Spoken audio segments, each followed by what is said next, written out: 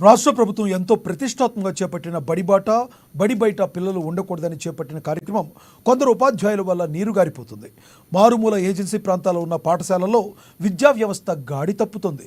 విద్యార్థుల బంగారు భవిష్యత్తుకు బాటలు వేయాల్సిన ఉపాధ్యాయులు సిబ్బంది నిర్లక్ష్యంతో వారి బంగారు భవిష్యత్తు ప్రశ్నార్థకంగా మారుతుంది. భద్రాద్రి కొత్తగూడెం జిల్లా చెర్ల మండలం కొండవాయి గ్రామంలో ఉన్న పాఠశాలలోని ఉపాధ్యాయులు విద్యార్థులతో మధ్యాహ్న భోజన పథకం సంబంధించినటువంటి గిన్నెలను తోమిస్తున్నారు. ఇదివరకే ప్రభుత్వ పాఠశాలకు ఉపాధ్యాయుడు తాగిరాగా మరోపక్క పిల్లలు స్కూల్ బయట ఉండకూడదని ఏర్పాటు చేసిన బడిబాట కార్యక్రమం నీరుగారిపోతుంది. ఈ ఉపాధ్యాయులపై విద్యాశాఖ ఉన్నతాధికారులు తక్షణమే చర్యలు తీసుకుని విద్యా వ్యవస్థను గాడిలో పెట్టాలని ఏజెన్సీ ప్రాంత ప్రజలు కోరుతున్నారు.